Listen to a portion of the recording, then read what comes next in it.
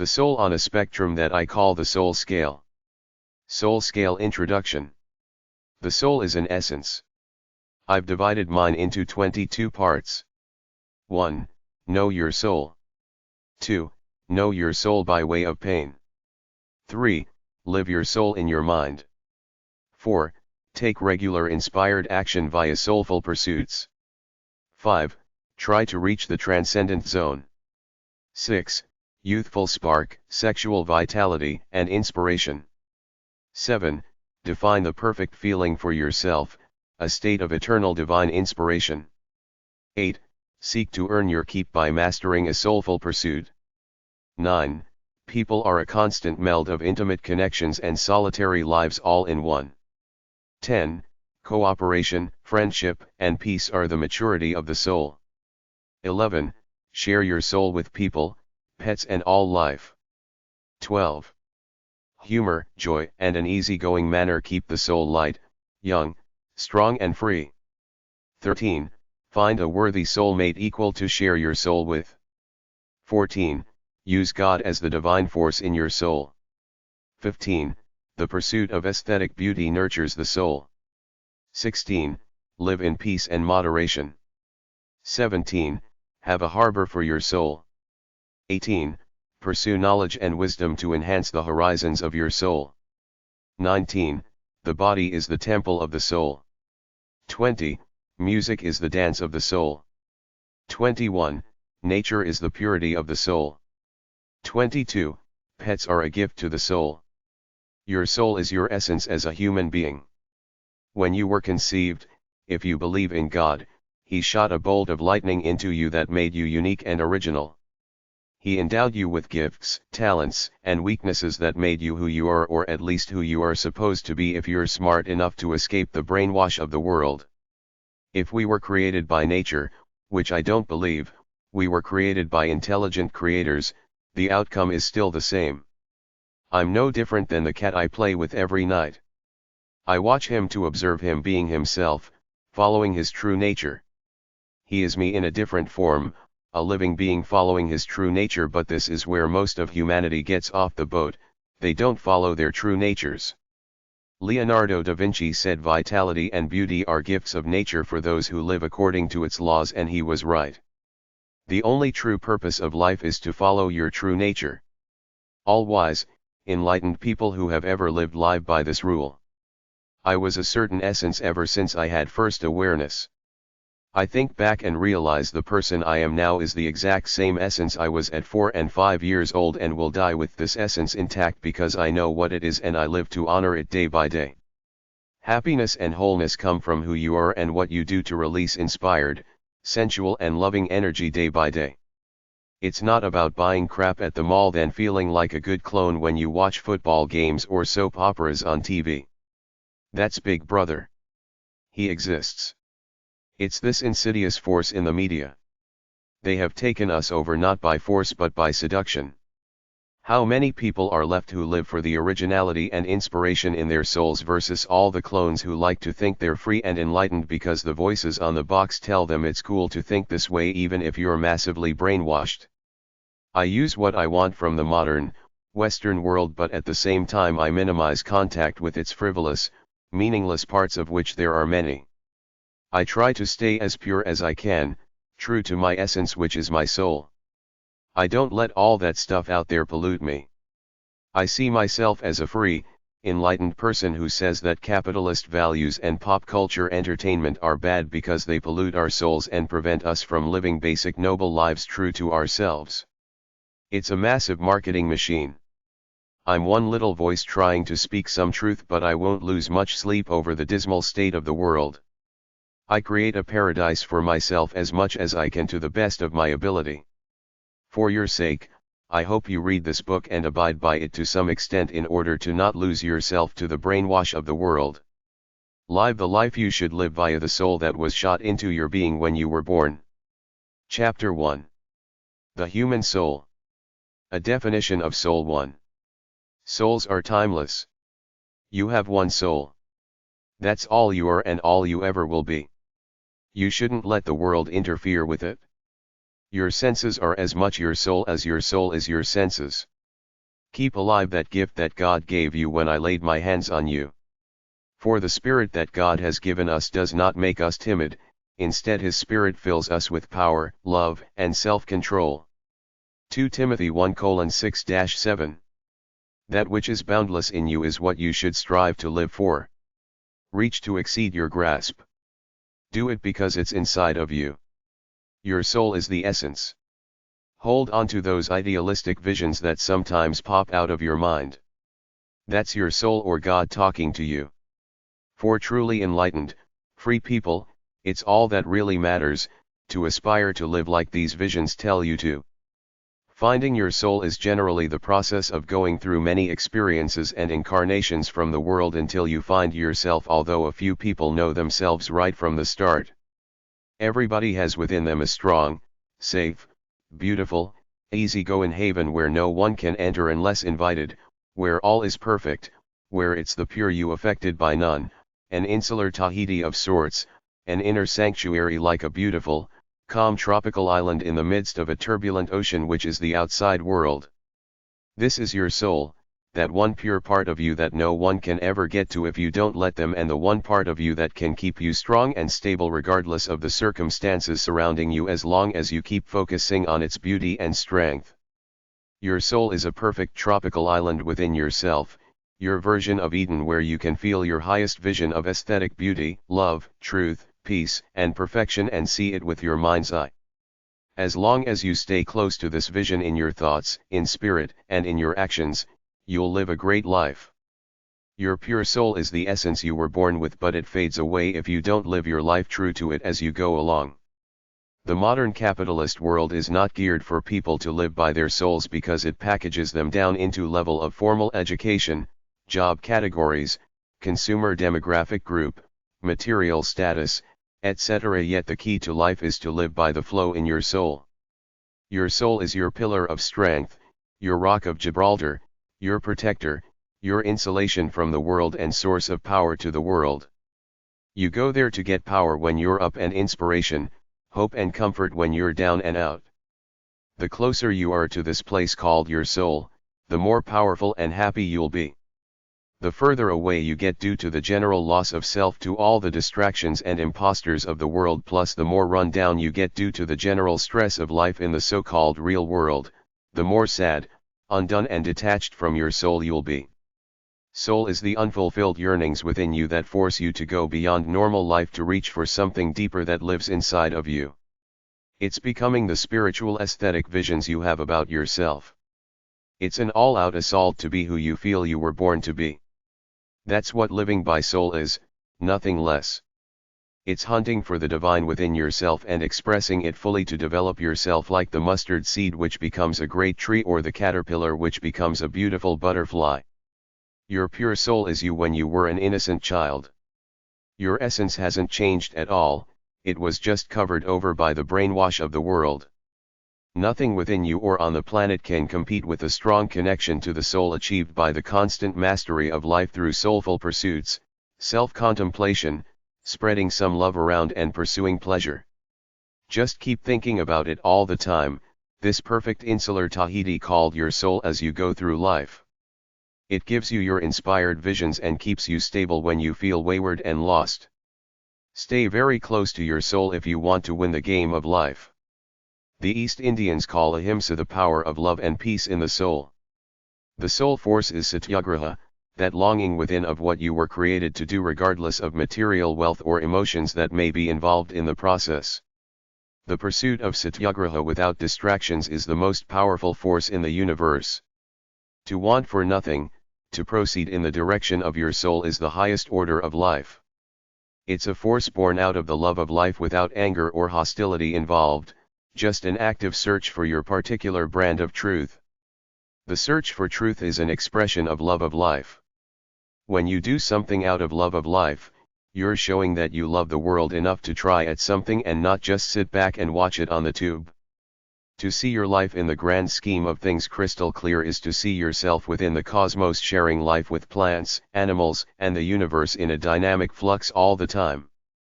Your life is just as fallible as the zebra the lion has just killed for supper. No one really knows for sure if we have an eternal soul or not. I live for the moment, but I believe I have an eternal soul, which is why I say a prayer to Jesus Christ every night. A definition of soul too.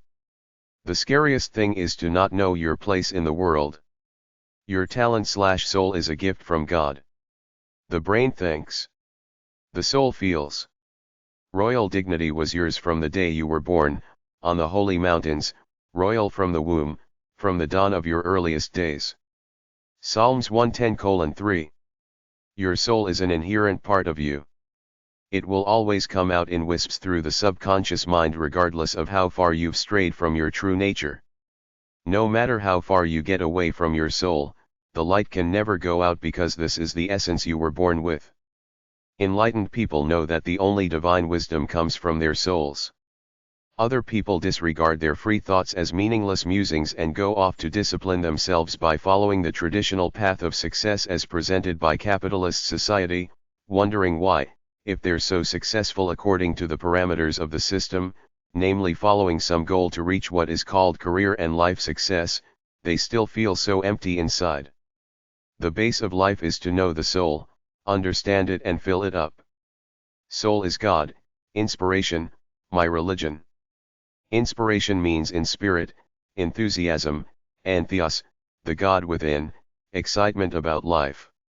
Inspired enthusiasm is to release the power or God within. If you're not particularly sacrilegious, even though I scorn the New Age philosophy of defining us as gods, because I know I'm just a fallible human being a little higher on the food chain than the other animals, but there's a good chance I'm not qualitatively different from them. For the enlightened few, life is to release the soul to do what you feel inside. If God created you, you're honoring Him by manifesting your divine soul. If you came from nature, you're honoring your primordial self.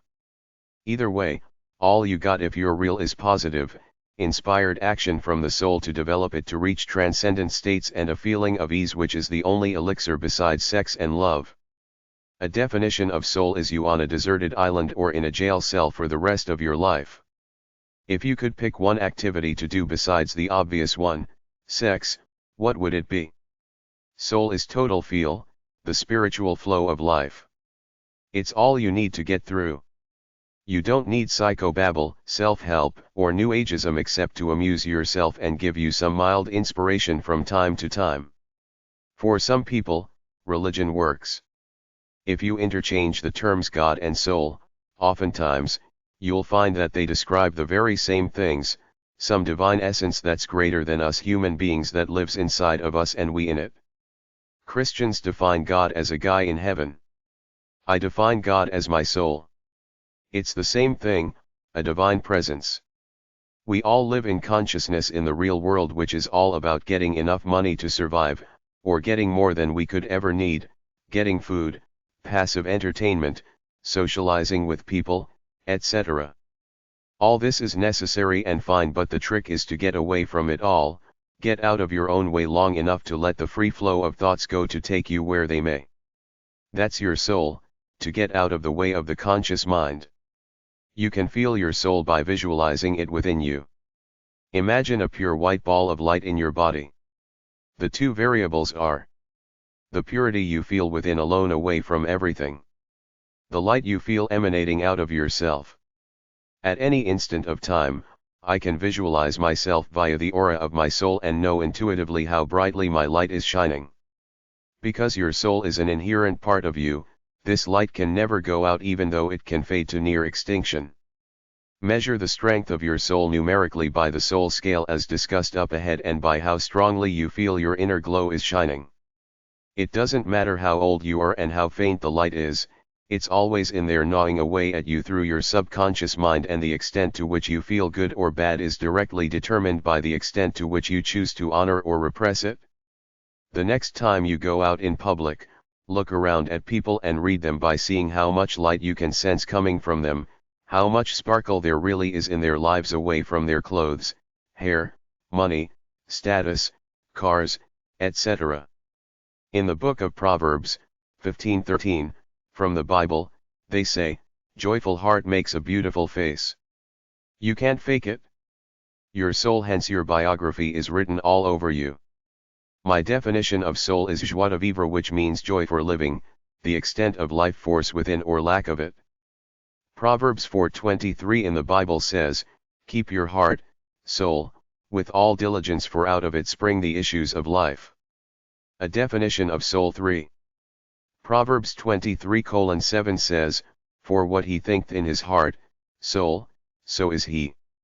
A good soul is being childlike in outlook, keeping the passionate sense of the self vital and strong simply by being curious and interested in your life. Even in biblical times, they told us to become as children in Matthew 18. Soul is the subconscious mind, intuitive wisdom, instinct, innate worth, conscience, inner voice, an internal regulator, the stream of consciousness, spiritual type flow going through your brain all the time, telling you through wisps of verbal and visual images whether you're honoring your life or not, and telling you when you mess up and what you should do to clear it up intuitively. The closer you are to your soul, the more peaceful and powerful you'll be. Everything comes down to peace, and peace is soul. Soul is the visions that spring forth from my mind, that invisible force that colors every breath I take, everything I do, every move I make in my journey towards total freedom and peace when I open myself up to the forces of the universe trying to manifest that magical, mystical spark that was created when my parents merged their DNA to create me. They say that God is up there with a wand and shoots a spark down to make you a unique creation with a preordained, special mission here on earth. He gave you a blueprint for your life, and your job is to honor him by making it come to pass, releasing your potential, becoming the person you were born to be. Then when you die, you'll be satisfied that you lived according to his plan for you, which is basically to make whatever you feel in your soul come true. Find the most innocent picture of you as a child, something like you smiling holding your dog or cat. Keep it close in your mind, because this is the real you underneath that serious, stressed out, chubby, balding, graying, cynical, phony, status conscious, morbid person the world has brainwashed you into becoming. There's no privileged path to the truth. In fact, the Buddhists say the only path to enlightenment is through suffering. Life is partially a journey of hell for everyone, but it becomes that much sweeter when you live through the crap to learn what really matters. After enlightenment, everyday consciousness is always the same for me. I'm trying to live an inspired, enjoyable life regardless of what surrounds me. I have no illusions about a great change of consciousness at some later point in my life due to greater enlightenment, financial success, fame, popularity, romantic love, or anything like that, but I hold out the hope and inspiration into learning more about the divine part inside of me, which I have, as of yet, not stared in the face and uncovered fully to my satisfaction. Maybe a relaxed lifestyle day by day is as good as it gets, then we die and that's it? Who's to know for sure? But it's the only question that really haunts me, whether I have something divine inside of me that came from a divine force and will continue on after death, that, and whether there are other beings out there inhabiting other planets or other dimensions. In Ecclesiastes 1:18 in the Bible, it says, "He that increases knowledge increases sorrow," which is generally true considering all the crap out there masquerading as knowledge, like most of the liberal arts disciplines, the so-called news, pop culture, stupid magazines, politics, phony intellectualism, etc. This stuff is not true wisdom. It just gets in the way of living by a simple natural flow true to yourself. It's about trying to live an enjoyable, inspired life day by day. If you're free and healthy enough to do that, you're way lucky. That's all enlightenment is, consciously living a happy life day by day in the moment, riding the wave of vitality as much as you can. The purpose of life is very simple. As long as you stay close to that state of mind and place called your ID/soul/subconscious mind in spirit and action, you're always living the right life, you're never wrong. The source of virtually all of man's discontentment is not listening to this inner guide, that intuitive voice within that tells you to live by your true nature. We've been so bamboozled by the system that most of us do not have individual identities. I often choose out of sight, out of mind. The less I deal with the agendas of others means the more time I have for my own thoughts, which is why I rarely watch the mainstream stuff on TV that I believes warps millions of minds. I look for something that will inspire me or be interesting on its own merits without resorting to sensationalism or some cheap sexual/violent gimmicks. Ego vs. Soul. When you have no ego, you live in your natural state of mind. We don't have souls, we are souls walking around in bodies. Expectations are never fulfilled. If you expect, then you are in bondage. Not having expectations is your true nature. Think of yourself two parts, ego and soul. Think of ego as the phony outer you, your front to the world, soul as the real inner you. It's like a mask you put on when you go out into the world and try to act cool, hip, responsible, dignified, noble, successful and phony, but then when you go home, soul is who you are when you're alone talking to yourself. Ego is you worrying about what others might be thinking of you. Soul is the real you away from all the pretense. Think of your ego as your perception of your self-importance to the world. When you can drop it, this concern with how you appear to others and what they think of you to live only for what you truly feel inside, you've freed yourself from a capitalist religious pop culture world and can live for your soul unfettered by all the crap out there. Ego is the outer wrapping, soul is the inner package, the most important thing, yet many of us spend most of our time on the outer wrapping, what we think we should look like and do as defined by outside forces and what we want others to think of us. Think of the inner mind as the soul and the conscious mind as the ego. You're tied up in ego all day long out in the world dealing with people, earning your cash, but when you get home at night and lay around nice and quiet, that's when your real self comes out. I simply made that hidden, inner part of me my life, so now it's both my soul and ego in one. There's no difference. As you get older, if you've got any sense, you'll realize that all that matters is soul, to be your real self. Your soul is a permanent part of you. You'll wrinkle and change, but your soul will still be in there unchanged, perhaps dormant, perhaps vibrant. The trick is to separate yourself from your ego and live for your soul. Don't become attached to the material things of the ego, rather, live for your soul, for the pure enjoyment you get from doing things that feed and inspire it. For the creative free spirit, this naked essence is all that matters all the time, a constant pondering and analysis of life for its own sake with little regard for the accoutrements of the outside world. You're not your career, your possessions, your children, nor the accolades the world throws at you. You're a pure, unitary soul stuck in yourself, with yourself by yourself every single moment of the waking day. Personal freedom, a strong body and creative mind are the engines of the soul. You have to live your life for your soul to find true happiness. You were born with a certain disposition and potential. The greatest virtue is to realize it. The greatest sin is to let it rot away. Life is a process of creation, to become the person you were meant to be, to find what you feel in your soul devoid of all worldly pretense. Don't think too hard about it, it should be a natural, intuitive thing that you already feel. It's something you know right away that that's the person you want to be. Even though it'll take effort to master it, it won't be plodding work because it's something you love to do. It is its own reward. You do it because you love to do it for the intrinsic joy it brings you. At your best, you reach a flow where it comes easy and you become a master. The soul has no emotion. It's your inherent essence and always there. You can't change it. It's waiting to come out even though it may be buried under layers of phony ego. It's a cosmic, permanent, intrinsic part of you. Even after 40 years of dormancy, your true inherent aesthetic visions of beauty never change. I read about one guy, a self-proclaimed drunk who found his soul at 63 years old when he cleaned himself out, took a long hike down the Appalachian Trail and now tries to help drunks like he once was. Find the music in your soul, the beat of your life. Never doubt it. Talk to it. One guy talks to God all the time as though he was having a regular conversation. That's how he gets the insights into his soul. He even wrote a religious book about it, Conversations with God. I get my insights by being myself. Inevitably, by examining yourself, the things that are most important to you will come flooding to the surface, but beware. You must examine them and make sure they're real, not just illusory dreams that you borrowed from the world outside. Your dreams and goals must be real artifacts of the soul.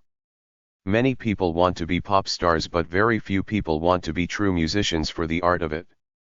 The pop star part is the glittery ego part of fame, popularity, and easy money. The musician part is the soul of the process of being a great creator, creating music that has objective value and moves people in some way. The light in your soul is all you really own. The game should be to stay close to it over the entire course of the lifetime run without letting anybody or anything dampen or extinguish it, especially you. The challenge is to break from the tribe long enough to live by your soul. Regardless of whether the light inside is used to light a billion other souls or exists solely to light your own soul, the only worthy game is to make your way through with the light intact. This light fades to near extinction in most people by the time they hit 35 because they're playing the game of the outside world, which covers it up by two entities called brainwash and mundanity. For one instant of time, try to see yourself as you really are, away from family, school, career, mass media, pop culture, religion, etc. Inspired souls. Loneliness is poverty of the soul. Solitude is the richness of it. A free spirit can separate himself from the entire civilized world to see the real him as a lone entity on a rock in space, like his primitive ancestors long ago, looking up at the stars wondering why. So he's pure enough to analyze his life as the truth it is and realizes that everything else is the outside world, not inherent to him, so he can question it all to seek his own way, which is to find his soul, then release the natural inspiration within to develop it and keep it strong. Thoreau said, if you advance confidently in the direction of the wisdom in your soul and endeavor to live the life you've imagined for yourself, you'll meet with a success unexpected during common hours. I don't know if he meant success in the outer world or for the inner self, but I'm like Edison, edison.rutgers.edu, in this regard. He didn't care. He just kept going no matter what. When he failed after 3,000 attempts to find a substance that would withstand the heat of the electric current for his light bulb, most people said he was a fool beating a dead horse, but he kept at it because it was an obsession inherent within him, and eventually hit upon tungsten as his eureka, which sparked the creation of the giant corporation Edison General Electric, which was bought out by Westinghouse to become General Electric, which was championed by another inspired inventor who undeservedly has a lower profile than Edison, Nikola Tesla, who was one of the most brilliant men ever and probably would have gone further than he did if he could have gotten more investment money. He had the ideas, he just didn't have the money. Some of them were so advanced that people still can't understand them. Miracles are simply the manifestation of hard work by following your soul, just like inspiration is 99% perspiration, albeit a joyful kind of perspiration. Even after the defeat of Edison's direct current to Tesla's alternating current, he didn't skip a beat. He went back home, started up his inventors club all over again, just like he did before he got rich, and kept right on inventing the movie projector, record player, among other things, and even produced a bunch of entertainment movies. Some people say Edison was responsible for the entire mass automation movement because with light bulbs, the factories were now able to run at night, a concept previously unknown. I know I'm just on a ride of life for a short while, I'm irrelevant to the world regardless of what I do or don't do for it, so it's my mind game and my ride to make it worthwhile to me while living it my way, trying to do something positive on my own terms via what comes from within me. I've seen people trying to break the land speed record, climb mountains, dive to depths unseen by man, and I've seen modern Hawaiians boat across the South Sea Islands using ancient rafts navigating by the stars. In the business realm, you see people like Steve Jobs and Bill Gates, who started with computers when it was an obscure concept, made enough money to fulfill any fantasy they might ever want, but stayed there blazing the pathway because this obsession is inherent to their souls. There are a few flakes starting companies for monetary and power reasons, but many entrepreneurs see their businesses as ends in themselves and drive their souls to the hilt, not necessarily to make a lot of money but to fulfill a higher inner need of creating something worthy and great from within themselves for the world. If you make more money than you'll ever need, buy a big house and intend to sip margaritas and sit on the beach every day, or if your version of hedonism is to read stories that bring you back to some innocent, beautiful time of youth whilst nibbling on cookies and sipping hot chocolate or something like that, you will eventually lose your inspired vitality little by little, day by day, because you're not using up your natural, inspired energy. It would be comfortable in a complacent way, but there would be no true transcendence there, and for people to truly tap into their souls, this is really what gives us any worth to ourselves, to capture this feeling of transcendence and constantly ride it as much as we can. This is the soul made real in the business world and in pleasure. Paul Theroux, travel writer, after his divorce, bought a kayak and sailed around the Pacific Rim Islands by himself, which I read about in a book, The Happy Isles of Oceania, 1992. Jean-Pierre Dudelias walked up to a tribe in New Guinea that had never seen a white man before and got it on film, tribaljourneys.com. Ranulph Fiennes did a 3-year world expedition from pole to pole. Mel Fisher hunted for treasure off the coast of Key West with barely enough money to gas his boat, but he finally found the mother lode. Then the government tried to take it from him, but through it all, he was still an inspired soul, somebody going for his impossible dream unfettered. I saw a kid who had both of his legs amputated and now competes in marathons. I've seen paraplegic skiers race down mountains faster than normal skiers. These are all parts of the inspired soul, the spirit of man fully unleashed. It doesn't matter if it's tangible. They're doing something to stay alive spiritually for the inspiration and dignity within. If we don't actively do something to keep ourselves alive spiritually, to try to reach transcendence in some way, life is reduced to a dull job, couch potato, junk food, pop culture routine, and a focus on material things as the benchmark of self-worth, which is a horrible way to live. You can reach a point where your old capitalist, materialistic self dies to be replaced by a creature of soul who lives for the divine inspiration within, the truth, beauty, perfection, purity, love and peace inside, for all that's good in the universe. Carl Jung, famous mystic intellectual, said in Memories, Dreams, Reflections that we only become enlightened by making everything hidden in the unconscious mind conscious, thereby knowing ourselves and enabling us to cleanse ourselves of all our superficial distractions, brainwash, money, material things, hate, envy, negative feelings, stress, etc., that may have been eating away at us on the inside, creating empty, unfulfilled feelings even though we may not know why. We have to face them, live through them, all the while keeping our focus on the distant point of light within ourselves, which will become radiant if we hang on during our darkest moments and know that somewhere deep inside, there's a bright light ready to burst forth in natural goodness and power. As long as you keep reaching for the light in your soul, you're on the right path regardless of the darkness of whatever situation you're in. All you own is your mind, body, and soul, and what you create from them.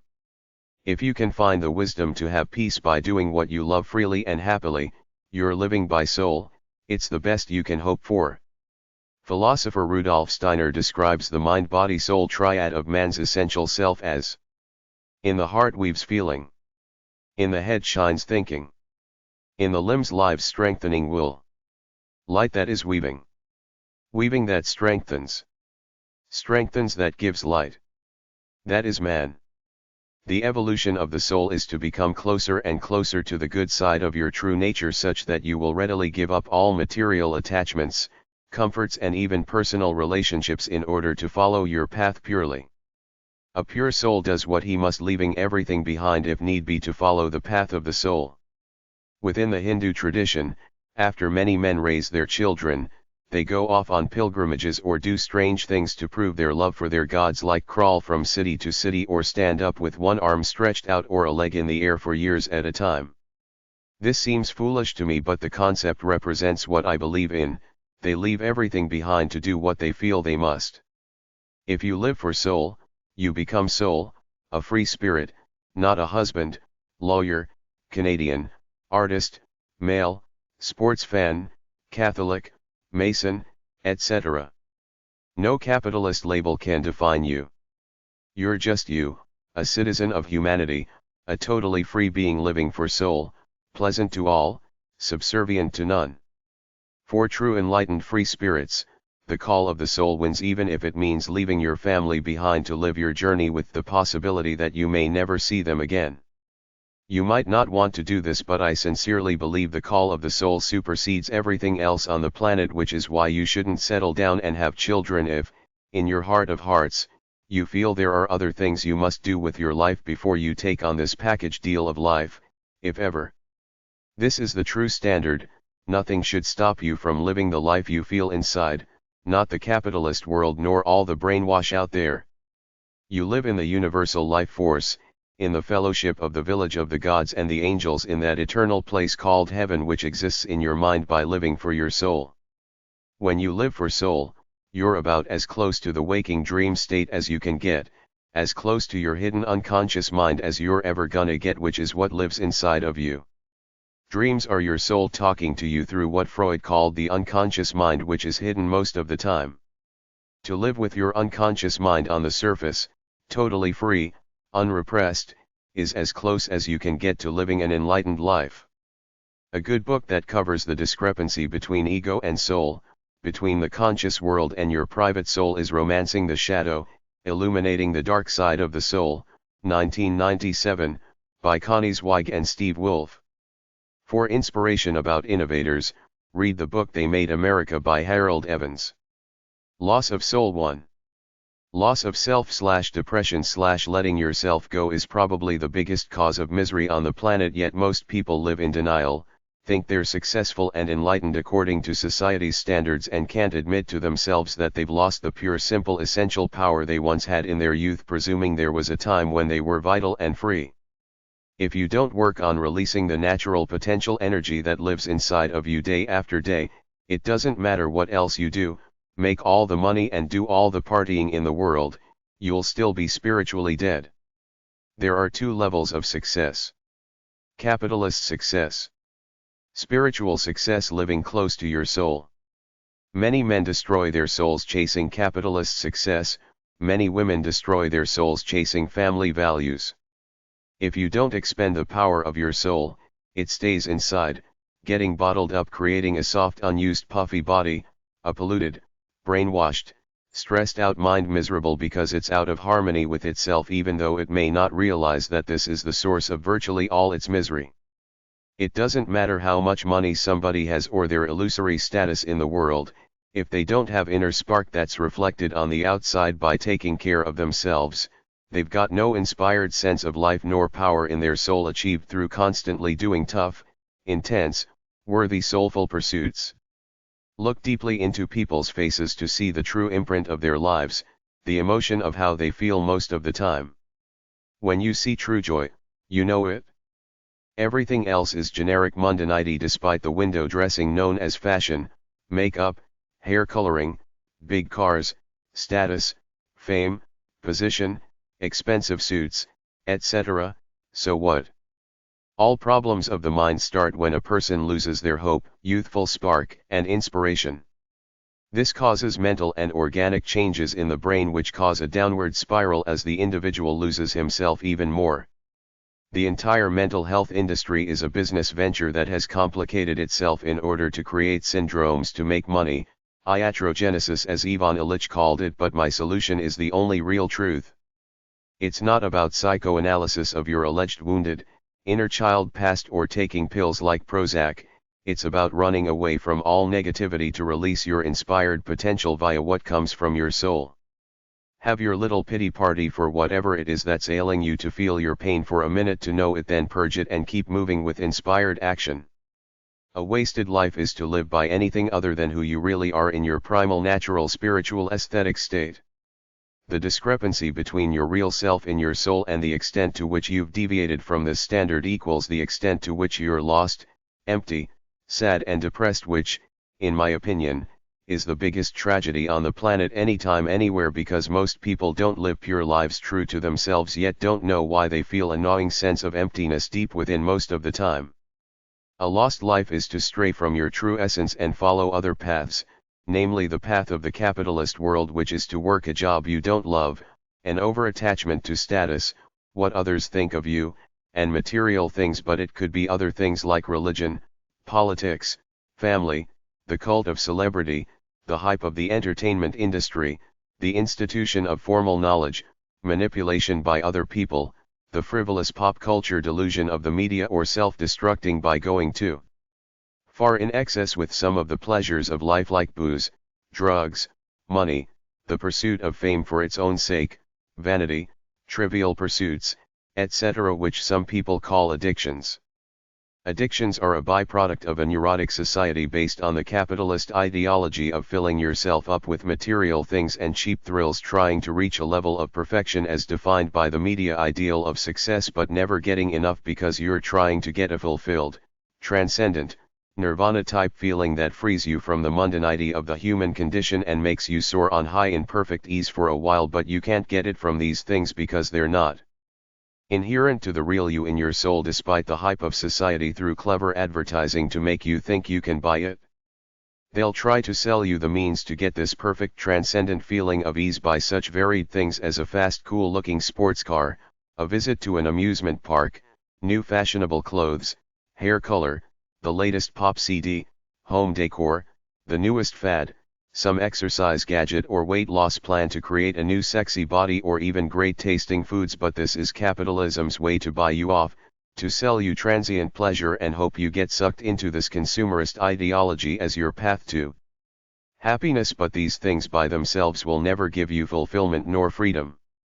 They'll only give you a momentary thrill, if that. Many of us are so brainwashed by the pop culture, consumerist machine that we think anything they pump out and flash at us must be good, so we buy it with the preconceived notion that it will make us feel good and fulfilled somehow.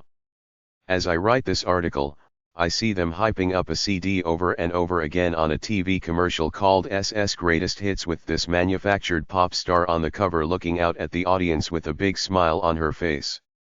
This is pop culture's version of happiness, for you to be a sucker and buy the CD because it will supposedly make you happy for a minute or two by listening to these silly songs, thinking you must be cool because you now own some chick CD and she's the cool chick of the moment, even if she's overrated like every pop star is, making lots of money with a phony smile, all the while the kids in Africa are still starving and we're all living in this manufactured, fantasy world of capitalist bliss. A lot of people live in this delusion that material goods will give them some sense of happiness and entry into an elite group of people cool and rich enough to afford all these things, but when all is said and done, they do very little to enhance the happiness in your life. Do some inspired work from your soul. That's the most profound thing that can give you happiness. Then if you have somebody to love, that's all you need. Loss of soul too. Spiritual death is a low feeling on the soul scale, the loss of the willpower to be true to your soul, the most common tragedy in life anywhere, anytime on the planet. Some people come out of the blocks spiritually dead because they've been so handily brainwashed by the system since day one when they started watching TV, wanting all those glittery things they saw, then going to school, living on a schedule with a narrowly defined curriculum which probably wasn't inherent to the real them, but because they didn't know any better, they assumed this is the system, it's looking out for them, it must be right, so they went along, denying their true primal feelings to follow the way the system indoctrinated them to live. Idleness via the pursuit of cheap thrills, trivial pursuits and couch potatoism is spiritual death. Doing nothing about the cravings in your soul is the biggest way to waste your life. To work at what you love to do that comes from your soul with love is to fulfill your contract with God/the universal life force. A matured artist of life never takes on too much. He works hard but only what he can handle for the moment, never going to the point of extreme effort because it's not necessary. A smooth balanced flow of life is much better than a short burst like a rocket which fizzles out very quickly and dies. Simply live out your soul's work, mix it up with equitable periods of hedonism and love, and never stop until death frees you from the process. Live in your own space as much as you can. There's no better way to live than that. An enlightened free spirit doesn't overindulge, complain, whine or whimper because everything's just the process and journey of life to him, all just part of the dance. Life moves on, there's no sense destroying yourself over spilt milk no matter how grave it may seem. The world is always a double-edged sword, there's happiness and sadness around you all the time. Oftentimes, the people around you are walking contradictions of disorganized emotions, their emotional ranges spanning the extremes of happiness and sadness in the space of a day or two. These are people who aren't grounded within their souls, just floating through life grasping at straws to try to make themselves feel good, going to pieces when adversity hits. I wake up every day feeling average until I create happiness by expending my soulful, inspired energy, then I relax and enjoy my life. This is the one constant for happiness in life. Love is fickle, money doesn't change you inside, you simply have to answer to your soul all the time. The solution to sadness and negativity is a simple shift of focus of the mind. You have to deal with negative things in your life to resolve them, but random negative thoughts have no business there. Fake happiness for a while if you have to. It works to help you get positive. By the same token, regardless of whether you live in a shack or a mansion, it shouldn't really affect your headspace all that much because you're just going along living your consciousness out minute by minute, day by day, living for peace, experience, love, fun, and adventure. It's all in your head and in your body and soul through inspired action. Chapter 2. The Core of the Soul. Your essence/soul/divine inspiration. Everything you will ever need to know is within you, the secrets of the universe are imprinted on the cells of your body. But you haven't learned how to read the wisdom of the body. So you can only read books and listen to experts and hope they are right. Socrates in The Way of the Peaceful Warrior, Dan Millman. We might give each other a little tingle or a shot of inspiration, but beyond that, we're loners trying to map out our own plans for happiness. One of the tenets of pop culture psychology is that everybody who buys into it is a cool, original individual, but the contradiction is that they're all trying to be alike, conforming to this illusory standard the corporate heads put forth as the current definition of coolness. Why do guys wear earrings or girls color their hair?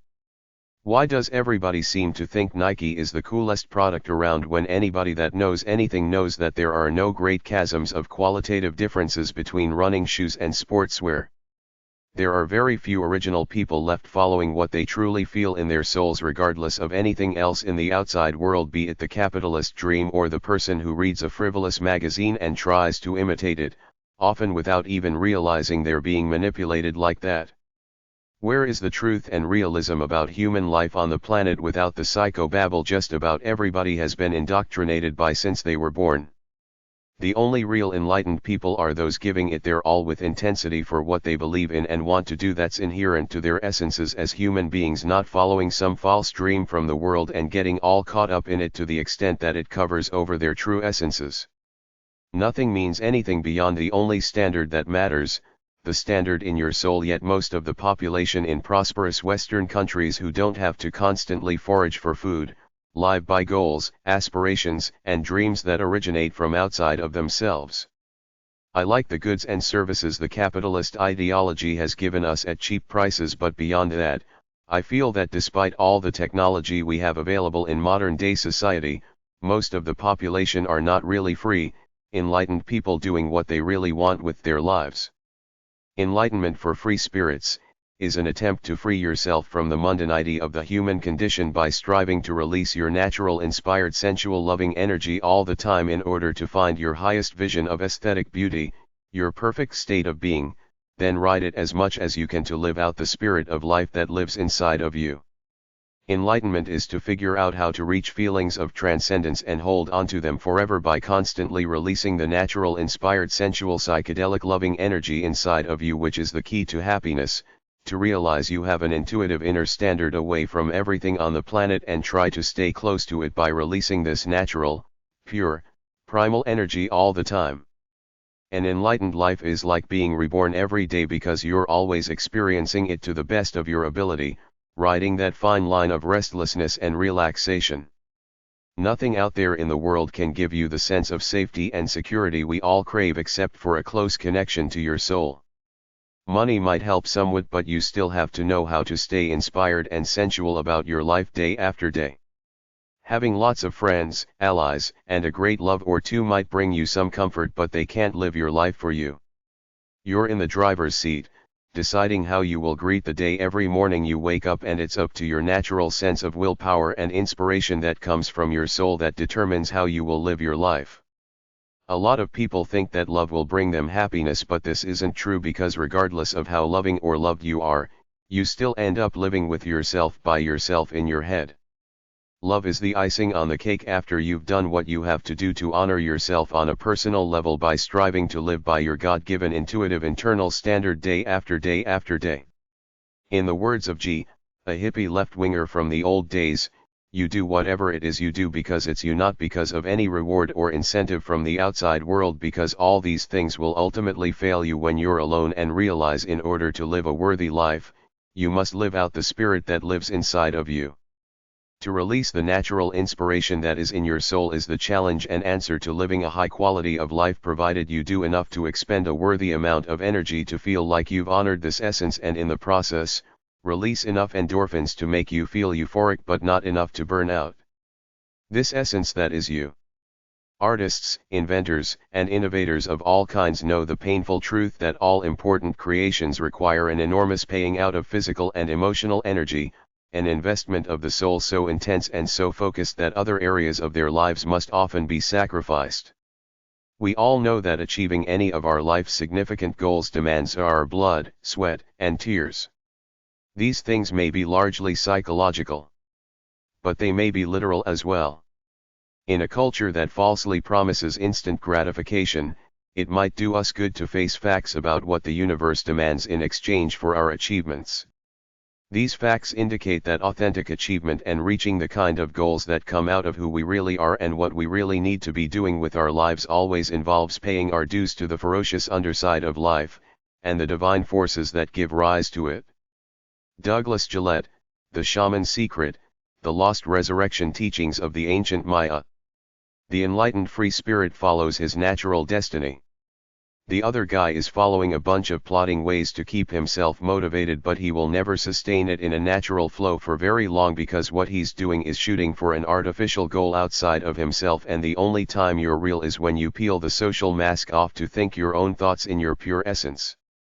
All the courses you took in school, all the programs and workshops you ever went through, all the stuff you saw on TV, all the trophies and certificates they ever gave you, all the patriotic mumbo-jumbo some brush-cut drill sergeant screamed into you, all the flaky stuff the pseudo-religious, New Age crowd tried to enlighten you with, all the right and left-wing deadheads on TV talking at you with their one-dimensional bull, all the sense your parents, teachers, bosses, and other so-called figures of authority have ever tried to instill into you fade into obscurity next to the real you, that primal divine raw essence that was there when you were born, that will always be there close to the consciousness in your soul should you choose to live a free life unbrainwashed by the world and make your best attempt to access it. Every individual nature has its own beauty, each mind has its own method, and you're a free being in the universe by birthright, bound by none, so that means you're the final authority of your life. No person, religion, ideology, or institution can presume to know what's right for you. To do so implies arrogant elitism, so take what you want from the world to serve your purpose, but don't follow anything without analyzing it and feeling it through the voice within, sometimes called your soul, intuition, or gut feeling. It's like the great Buddha once said, believe nothing, no matter where you read it or who has said it, not even if I have said it, unless it agrees with your own reason and your own common sense. Enlightenment is the realization that life is reduced to the eternal quest for inspiration and euphoria. Selfishness is not living the way you want to live, that's freedom. Selfishness is when you try to make others live your way. We all start off as two cells that unite and contain the divine, mystical secrets for human life, whatever they might be. When we leave with nothing except for what we did and the experiences we had in this life. The question is, what do we do with our lives to honor this magical, preordained essence inside of us? The answer is to be true to it. Do whatever it is you feel you must, because the creator of this essence, whoever or whatever it is, put this potential into you, this unique blueprint for one human life, you. Whatever positive, noble things you feel coming out of your soul is what you should do with your life. Explore your dark side to find the real you, then after that, Focus on the noble side. At least that's the conclusion most enlightened people come to. Beyond that, everything else is icing on your life or just minor, frivolous distraction. This essence within, that's the pure you, unclouded by the brainwash of the world, is the divine spark that created you, be it God or nature. It's the only real power you have in life. Anything else you do will be artificial and not feel right next to using up the natural inspired energy of your essence, which is your only true purpose in life. Everybody is born with this divine spark of unique talents, cravings, desires, feelings, sensations, and strivings, which is your soul, but very few people will discover it, then honor it purely over a lifetime. This essence is your spark for life, your interest in it and action in living it. To people like me, this is really our only possession. Everything else is just the incidental means to this end. We might be aware enough about pragmatic things to do what we must in order to keep a roof over our heads, eat the right foods, go to the doctor regularly to watch our health, take care of our families, etc. But we're enlightened enough to know the illusions the world dangles in front of us as the keys to success and happiness pale next to the game or challenge of dedicating our lives to staying close to this essence that lives inside of us and purging it to the best of our ability as often as we can without burning out in the process. Life comes down to a journey of self-discovery, a gradual revelation of becoming the person you were born to be by doing what you feel you must in the way you feel you should. People always talk about changing. It seems as though the entire capitalist self-help movement is all about changing for the better, personal growth as they call it, but I don't buy it. You are who you are. You have a certain divine spark. You were born with it. You don't change and grow. You either realize you have this essence and strive to get close to it, peeling off layers of cultural brainwash until you get to the real you at your core soul, where you finally understand that the key to life is the challenge to keep this life force strong and vital as you go through, otherwise you will live by things other than your true essence that are illusions from the world, and this is what the real battle of life comes down to, not this bull the phony self-help / psychology / mental health industries throw at us about changes, passages, personal growth, defining moments, etc. It's just you and your divine spark always, that's it. You're either there, aware of it, on it, or not, a lost soul. Chapter 3. Be wise and calm. Figure your life out. I write to find what I'm thinking. You need two things, silence and the time to let what's important get through. A good book is the precious lifeblood of a master spirit, embalmed and treasured up on purpose to a life beyond life. Quote in New York Public Library. The way I figured my life out was by writing this book over and over again for several years, constantly thinking about it and editing it. Write one book, the story of your life so far. This is the only way you can figure your life out. Edit it over and over again to understand yourself. You can never get it all in one shot. Many people keep journals and diaries, but they constantly write new things in them. Although this is fine, you really have to analyze your life, so the solution is to write one essay called My Life and keep going back to upgrade it as you go along, not so much focusing on disparate events but focusing on the whys of what you do. After about a year of this, you should have a pretty good piece of work that describes your life, but it's still wise to analyze yourself as you go along even after you reach enlightenment and find your true base identity, because it's very easy to lose a strong sense of identity when you're living in a media-driven world surrounded by media-indoctrinated people. E. E. Cummings said keeping your individuality is the hardest battle you will ever have to fight, and I believe him.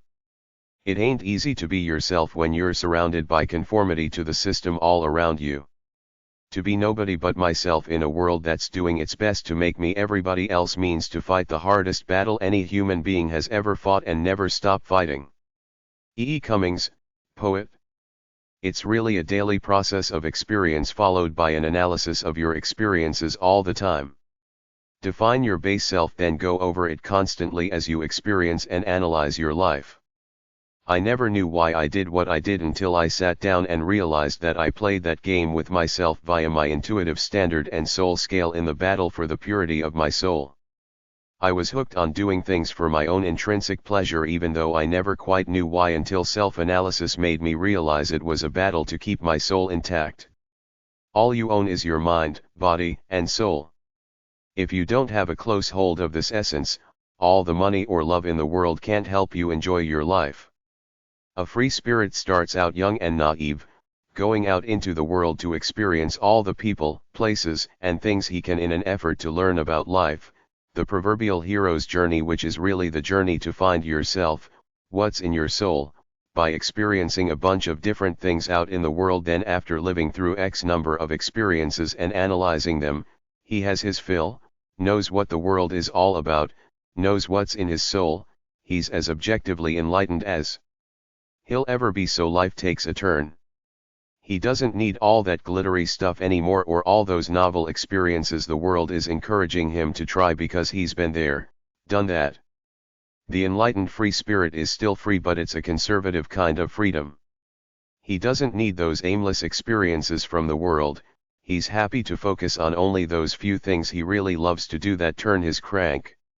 He doesn't have to be the desperado bohemian anymore looking over the next horizon to see what's there, because he knows that anything that has any meaning in life already lives inside of him in his soul.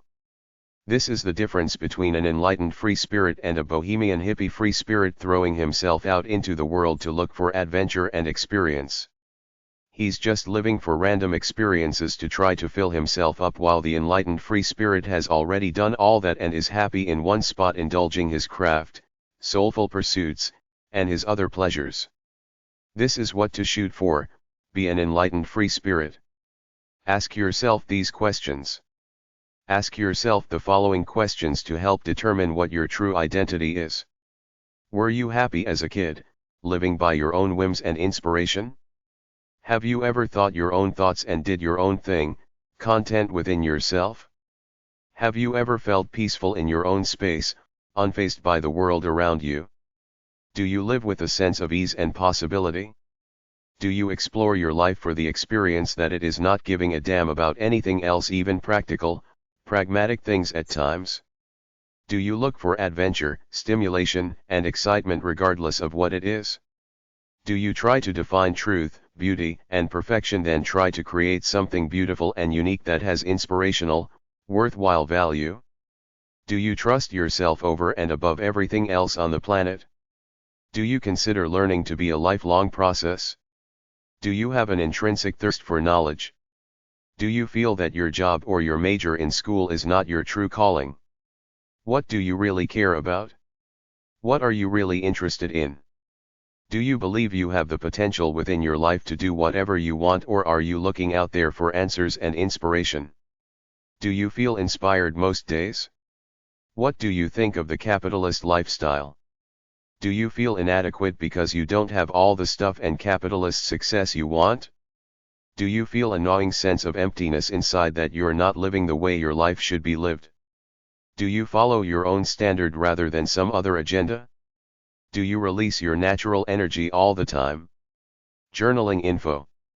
Journaling is something like keeping a diary. People do it to stay calm and release stress while trying to get insights into their lives by writing their thoughts out. Many people with illnesses journal while they're ill to stay positive and deal with it. Some people write in their diaries/journals every night. Others do it only when the inspiration hits. Simply write out anything you feel at the time. Journaling is cathartic, getting things off your chest, and healing. If you've got a goal or a plan, some people keep a journal to chart their progress or lack of it.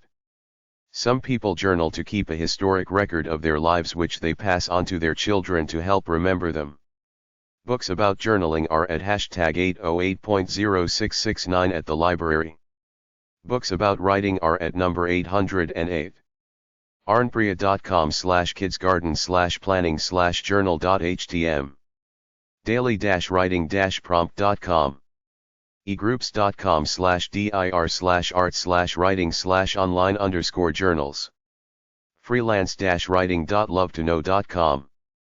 healthywomen.org/content/article/reduce-stress-journaling, reduce stress by journaling. higherawareness.com/journal-writing/index.html. intensivejournal.org, 800-221-5844. journaltherapy.com. journalwriting.com. lifejournal.com. nzdances.co.nz/journal. seccureaction.com/memoirs. storyhelp.com. thejournalstore.com. web.setlink.net/papabear/journal/question.html. wofford.edu/studyabroad/journal.htm. worldimage.com/diaries. writersdigest.com/journaling. writingthejourney.com. Chapter 4. The Soul Scale. The Soul Scale 1. Every morning when you wake up, you have a certain amount of unused natural potential energy inside of you. A good day is when you release 85% or more of this natural energy throughout the day. This energy is loosely defined as inspired, loving, sexual, sensual, aesthetic, hedonistic and practical. You can hit a zone when you're flying high because you've freed yourself from the regular flatline state of mind most people live in all the time. Anything less than 55 on the soul scale is self-betrayal. People who follow the artificial values of the world and don't know they have natural energy inside of themselves that their free spirit wants them to release build up a store of this natural unused energy inside of themselves, which puts them out of harmony with their true natures, so they end up living anywhere from average to miserable lives. They often don't know exactly why they feel like crap most of the time. It's because they're not honoring who their God made them to be. This is the key to enlightenment. Someone on TV can give you all the uplifting crap you want, but it's all empty words that can't sustain you. Live by the power in your free spirit. That's it. Releasing one's natural energy day by day is the key to happiness and also the fountain of youth. Well-being is the result of how much natural energy you release day by day and how intensely you do it. There's no other way to feel anywhere from good to great all the time except by doing what you love to do until it tires you out, resting then doing it all over again tomorrow. The formula is very simple. For every single day of your life, your God endowed you with X amount of natural potential energy. It's there for you to use up. When you wake up in the morning, your options are as follows. Honor who God created you to be by releasing this natural potential energy sitting inside of you. Do other things that are not inherent to the way God created you to be, like work a job you don't like or study something in school you're not particularly interested in. Do not do much of anything at all beyond sitting around being a consumer spectator. Every day of my life is very simple. I have reduced it down into exactly what I want to do. My purpose is to use up the natural potential energy God gave me to reach at least 85 on my soul scale, which means that I give enough effort to use up a minimum of 85% of the natural, unused potential energy that was inside of me when I woke up. If I give 85% effort such that by the end of the day, I will have expended 85% of my inherent energy, life's a blast. You get that elusive feeling of lightness and ease, kinda like you're dancing around with your life, soaring with the winds as some people say, flying like an eagle as John Denver once said in a song. Unless you got it or ever had it, you can't understand what I'm talking about. A lot of people have never had this feeling, so they don't get it. The further you are away from being in harmony with your personal idealized vision of aesthetic beauty, nobility, and luscious hedonism, the harder it will be to get to the state of being, if ever. Watch professional dancers or circus acrobats sometime. They all got it, that free, gliding feeling of walking on air. They're happy releasing the spirit of their lives freely with joy and intensity. If they didn't have it, they couldn't do what they do. It demands a kind of natural vigor and vitality that you can't fake. Everybody else has got some artificial shtick that they think is making them happy or will make them happy, but nothing on the planet can hold a candle to living like this. Not money, home decor, vanity, good looks, fashionable clothing, status in the community, fame, power at work, trophies, good tasting food, pop culture entertainment, cosmetic surgery, etc. Within me, I have three types of natural, inherent energy that dominate my life. There are other types of energy like low-level comfort mode or good, little conformist boy playing the system game mode, but what turns my crank is an active release of whatever is intense, beautiful, and primal within me. The following energies can be released in varying combinations of percentages. Inspired, loving, hedonistic, the pursuit of pleasure. Most people don't know they have a soul scale inside of them, don't live by it, therefore are living mundane lives at somewhere under 80 on the natural, inherent, individual soul scale that lives inside all of us. You just have to listen to yourself to discover it, then have the guts to live by it. This is the biggest cause of misery in our modern, prosperous societies that nobody but a few enlightened people are aware of or talk about, people not releasing their natural, inherent energy. Our problem in modern society is not poverty or hunger. It's getting brainwashed by the electronic, capitalist, media-driven, pop culture world, covering our true selves over with stuff from out there rather than listening to ourselves and living by the natural forces we were endowed with at birth. Tons of people feel empty, mundane, and depressed but don't know why. A lot of these people are considered moderate to high successes within the capitalist system. This is it. It's all in this paragraph. You're not following your true nature, not doing what's inherent to you that you were born with the inclination to do. Instead, you're either following some agenda from the world or sitting around being a consumer spectator. When I release my natural energy, I feel anywhere from good to great. It gives me all the self-respect I need, makes me feel strong about my identity, and gives me a sense that I'm laughing at life like I'm dancing along, enjoying the ride kinda like Pegasus, the winged horse of mythology, flying around feeling free and powerful. When I don't release my natural energy, it sits inside of me unused. This causes disharmony and pollutes me from within. My mood starts to go down a bit into mundanity. If left unchecked, I start to feel a little worse every day until I go all the way down to depression and self-contempt, because on some level, even if I'm not conscious of it, my soul is telling me I'm betraying myself. Self-betrayal is simply not releasing the natural, inherent energy you were born with. Something got in the way and now you're a tired, dull, overweight couch potato system clone wondering why you feel so uninspired, even if you're considered a functional administrator or whatever it is that your job title defines you as. The bad thing is that uninspiration and disharmony breed more uninspiration and disharmony, because you're sitting around, feeling sorry for yourself, stuffing your face, watching more useless stuff on TV, working a job you feel nothing for. It's easy to spot self-betrayal. I look at people's faces and bodies and I can usually tell in a second whether they got some natural spark going on for their lives or if they're just generic pop culture clones, looking for something out there to fill up their otherwise empty lives. It's either natural joy, disharmony, blandness, or ignorant bliss common in naive young people, which is kind of like an idiot with a goofy smile on his face who hasn't gone deep enough to feel a solid, real kind of joy in his soul. Every overweight person has betrayed themselves. God did not create you to be fat. God's vision for you is to be strong, sleek, youthful, and vital. You have to be like that to hunt for your food and grow your vegetables, or at least you did back in the day of living by your primal instincts. These people let themselves go through inactivity and carnal excess. That unused energy sits inside of them, polluting them, causing massive disharmony. Coloring your hair is a dead giveaway that you're not in harmony with yourself. If you were, you would have no need to color your hair because you would be happy with who you are. You would know that putting some gunk in your hair to try to manufacture some fake look of so-called glamour about yourself does nothing for who you are on the inside and gives you away as a tacky, pretentious, brainwashed fake to boot.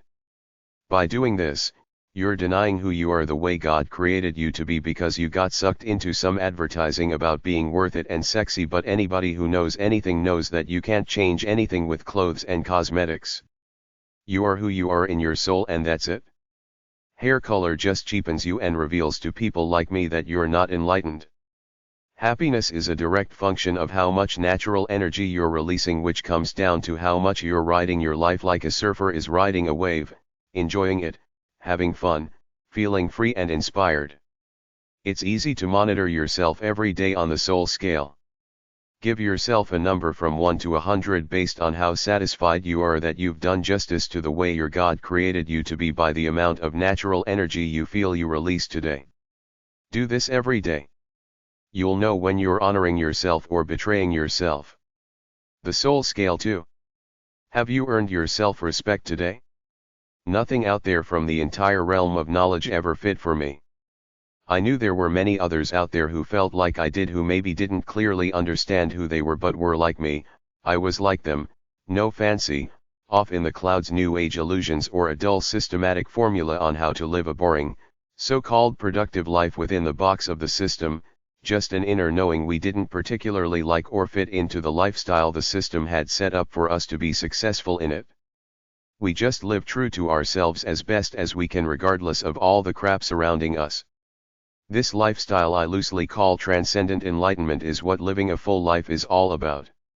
I loosely monitor it via the soul scale I developed for myself.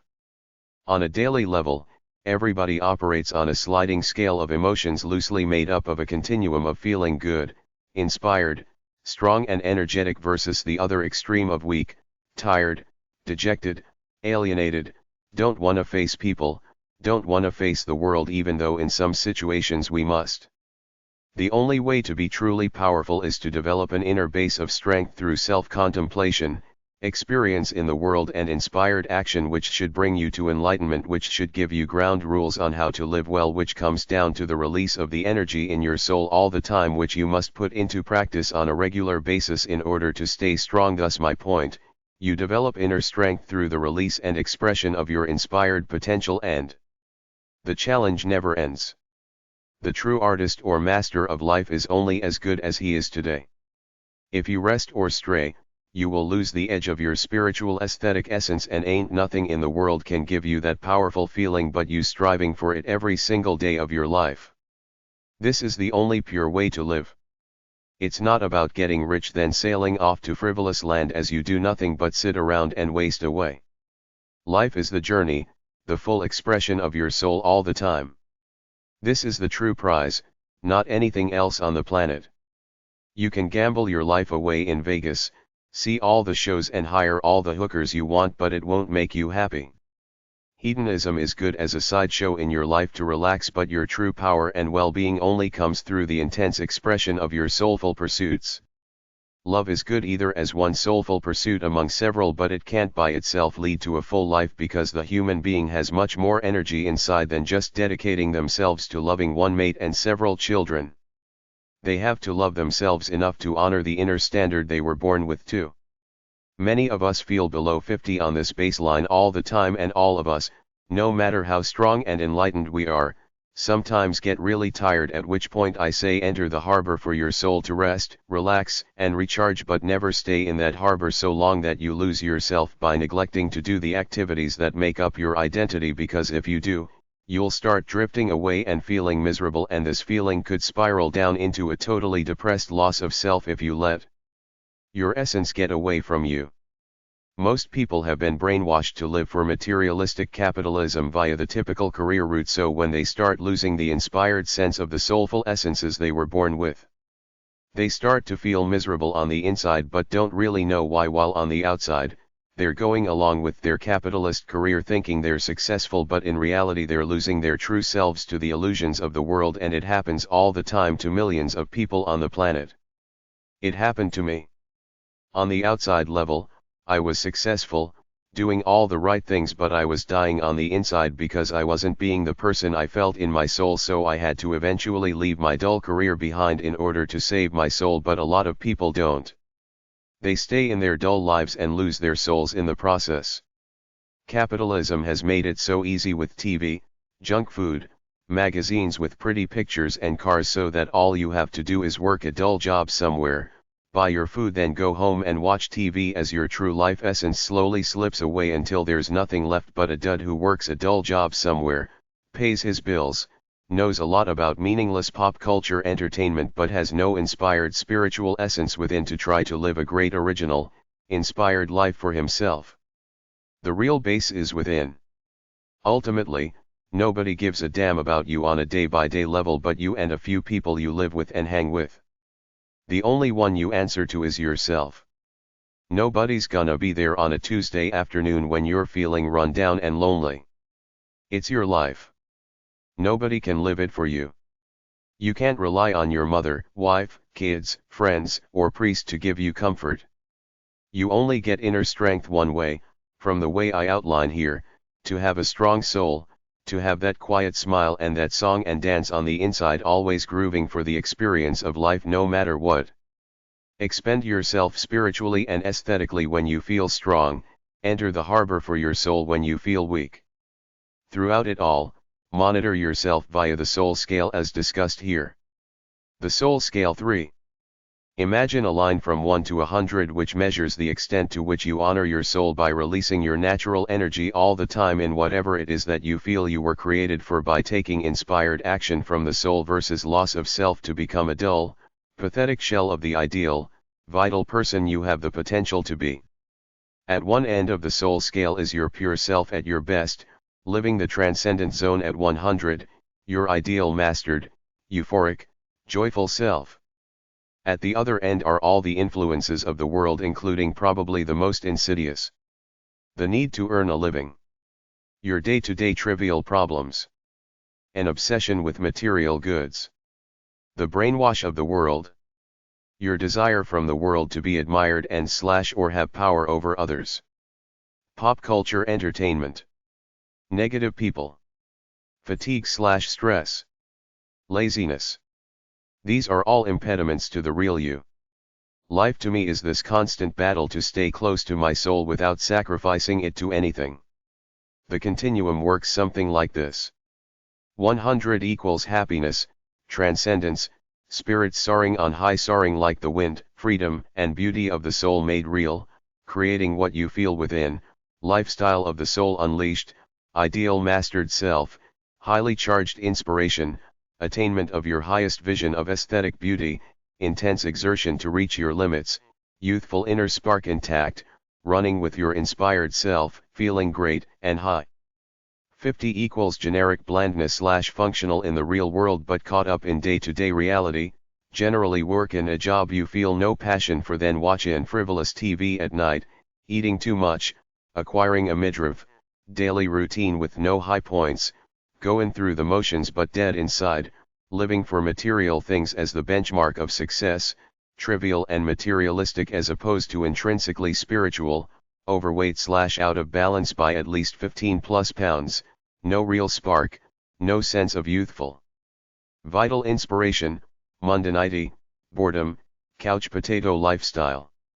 1 equals sadness, self-mourning, total loss of the inspired self, discouraged, doing nothing but feeling sorry for yourself, watching TV and eating, addicted to some things as a crutch that harm you, angry at life because deep down you know you betrayed yourself even though you probably blame everything but you for it, detachment from the self, indifferent to life, hating yourself because you've become such a pathetic, useless wimp, nothing to live for or feel good about, no inspired sense of purpose, let the world get you down, given up on a better life with a youthful spark, living in dead space getting passive entertainment and cheap thrills, overweight by at least 30 plus pounds, self-loathing, slow suicide, uninspiration, lethargy, depression.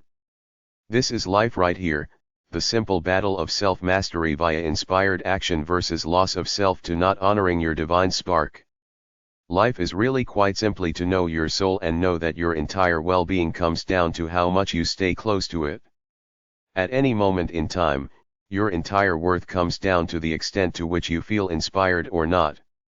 For the enlightened minority, this feeling ties up almost all of your emotions and energy because you're always consciously seeking harmony within, and harmony is a sense of high inspiration when you're one with your true inner essence, your soul. You can plot your life on a soul scale graph day by day. Just ask yourself how inspired, peaceful, vital, happy, euphoric and enlightened you feel at any moment in time versus how mundane, puffy, tired, worn out, frustrated, angry, distracted, stressed out, overwhelmed and lost you feel. Sometimes I go low when I sit around in couch potato, hedonist mode, then when I train hard physically, release my creativity through several different channels, do some type of hard manual labor and indulge in sensual intimate pursuits at the same time, I can get close to 95, but then I lose it again when I get tired and want distractions to relax and give me pleasure, so I engage the proverbial couch potato carnal hedonistic pursuits for a while. From the ages of 23 to 36, I was as near to 100 as I could ever get because I had the energy and inspiration to do whatever I wanted to, but as I passed 36, the intensity level went down until now where I can hover at 85 to 90, which is middle age respectable, but sometimes it's very hard to stay inspired because the couch potato world seems so easy and appealing, but this is the battle of life. Don't just give in to the couch potato forces of a capitalist consumer-driven world. You gotta keep that inspired youthful spark going, otherwise you die inside. Life is a circle of cycles. Enlightened free spirits are always running around going up then down. Hopefully, you get near 100 sometimes, then I lose it to laziness and hedonistic distractions, the craving for basic, primal pleasures, and go around the circle to a low. If you're tough and enlightened, you go around again, get near 90 to 100, then repeat the cycle. Most people, especially after 35 years old, find one mundane comfortable spot around 50 to 60 and stay there, but life for the truly passionate is to try to keep reaching 90 plus over and again. There's something inside that clicks on when you're releasing your natural store of inspiration mightily to reach a level of self-mastery and transcendence which mixes the release of endorphins, pleasure-releasing neurotransmitters in the brain, with your state of mind, the accomplishment of the inspired effort and the feeling of a vital body to send you into euphoric higher states of aesthetic spirituality that very little of humanity ever experiences, much less thrives on almost daily. Anything less than 80 on the scale is loss of spark and entry into a mundane pit. I intuitively know when I'm losing myself. If I sit around in lazy hedonistic mode for a few days, I feel unused and soft. With inspired effort, I find true happiness again. Loss of self is a quiet inner mourning because you're not the person you want to be due to the reasons listed above and anything else that interferes with the pure simple, inspired you. Discouragement, apathy, fatigue, and loneliness are precursors for loss of self, which is why I'm very aware when I start to feel mundane because I know how easy it is to fall into a rut and deteriorate. It's very difficult to get near 100 because of the general distractions of life and the plain simple hard work it takes to master yourself completely in anything, but I only feel good if I've got control over myself via mastering what I deem worthy and love to do, although I'm temperate enough not to try too hard and generally hover at the 80 to 90% level. My intense days were my 20s and 30s. I haven't changed my spots, but it's not as urgent anymore. I've reached most of the intense depths of my soul I wanted to reach. I have nothing to prove to anyone and nothing much to prove to myself, except that I know that if I'm to honor myself, I have to constantly release that natural primal potential energy all the time for the rest of my life. I have to save myself for the long run, so I'm temperate enough to do my inspired activities, then knock it off, rest and enjoy my life, because the time for enjoyment is now while I'm still young and age hasn't knocked the wind out of me yet, but I know that in 40 years, if I'm still kicking around, I'll be a shriveled up old prune, which is all the more reason to cherish my free life now. As long as you still do whatever it is that you love to do to stay inspired, you can enjoy this more balanced, temperate, calmer chapter. Still go hard, but it's not as urgent anymore. Enjoy the journey because it's the only one you got. Stated simply, 80 plus on the inspired soul scale is to live in a state of near perpetual inspiration. When you're near the transcendent zone, you feel great and don't care too much about anything else, so you're one step ahead of the general mundanity of the world. Once you get close, the next step is to hold on for dear life. Find a way to earn your cash via what comes from your soul and find a worthy soulmate equal to share it all with, and that's the whole enchilada right there: soul, money, and love. Life is lived in minutes at a time.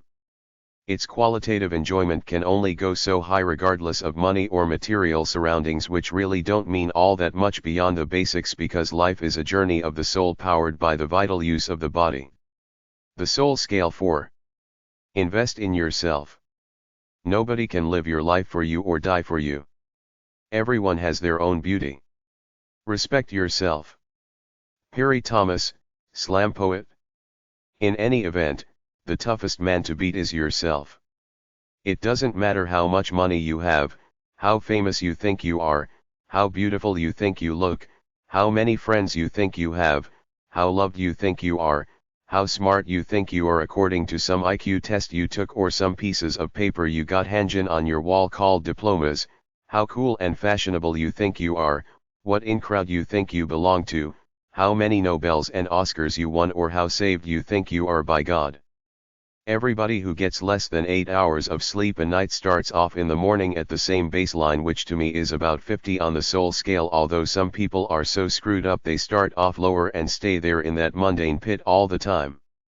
If you get more sleep such that you feel rested, you could feel as high as 80 right when you get up, but unless you go off immediately and do some intense soulful pursuit to burn off some natural inspired energy, you'll probably live out the rest of the day in a mundane zone of complacency, which is where most of the population lives anyway.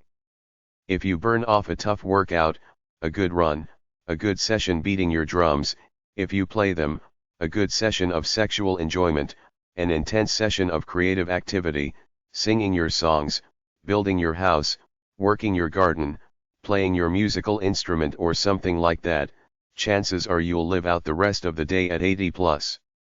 If you've been expending your natural, spiritual, flowing energy faithfully for the previous week, you can wake up in the morning feeling pretty good, inspired, ready to go do something good, inspired and enjoyable. But if not, you'll wake up with some manner of mundanity in your stride, and it could be a bitch and a drag to get your groove back, because you've lost yourself somewhat by not staying true to releasing your natural energy via soulful pursuits which keep you strong, vital and inspired.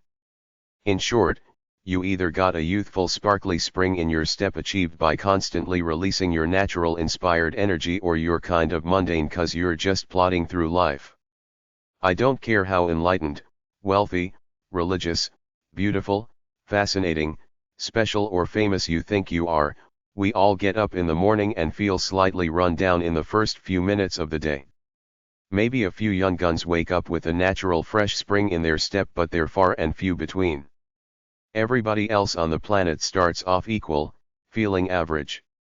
You feel good if you create your life every single day by releasing the natural inspired energy in your soul. Conversely, if you don't actively release this natural potential energy that comes from your soul, it stays inside of you unused, builds up over time and eventually poisons your soul just like a cancer poisons your body. The particular energy you burn off in order to feel good has to be some kind of inspired, sensual or intimate energy.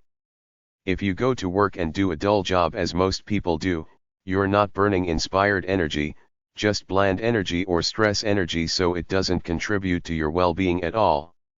Working dull jobs don't inspire us, which is why the creative bohemians among us don't care beyond the basics of material possessions as long as they have the free time to expend their natural inspired energy. While most of the population is literally selling their souls in dull jobs that do nothing to facilitate the release of the natural energy, enlightened free spirits know this is our lifeblood. We will not sacrifice it for anything, not even Big Brother's version of success, which has handily snapped up most of the people around us. Everything else in life is window dressing, like your house and all that decor crap you surround yourself with. It does absolutely nothing for the real you in your soul. The only thing that works for me is to release the natural spiritual aesthetic sensual energy in my soul. It's only then that I feel really happy and good. If I've been working hard lately, I can take a day off here and there and still feel pretty good because I've earned the rest through the release of a good amount of positive inspired energy before my rest period. I've built up a store of it such that I can use the rest to get some recovery, hedonism, and incubation back. If I get into a little rut and feel like sitting around for several days straight, I feel mundane like the rest of the population, which is good sometimes as part of the rest revitalization incubation process, but on days when I expend myself fully through physical activities in the morning and creative activities later, I feel good, powerful, strong, and transcendent. Whether you're rich or poor, it's still the same formula to feel good. Your money can't help you feel good on the inside, just the release of the soul through your particular version of soulful pursuits can. I've had my share of hedonism to the saturation point when I was younger, stoned and drunk for several days. Even though it's fun for a season, it doesn't work unless you counteract it with tough work from your soul to keep your edge up. Then when you indulge, you've earned the right to pursue your carnal pleasures for a while. Some rich or even a poor guy who parties every night, gets out of bed at noontime and putters around until he starts drinking at 5 o'clock in the afternoon cannot be happy, because in his soul, he knows he's dishonoring himself. I've seen rich guys try to act like they had it all with several big houses and big cars, but they were waste products, doing nothing to stay inspired, just sitting around, going for a drive, goin' fishin', snortin' coke, big deal. Unless you're doing something intense from your soul, forget it, you ain't living a great life no matter what kind of package you wrap yourself up in. Only when I engage my soul and expend it do I reach the higher limits of the human condition, a kind of transcendent enlightenment.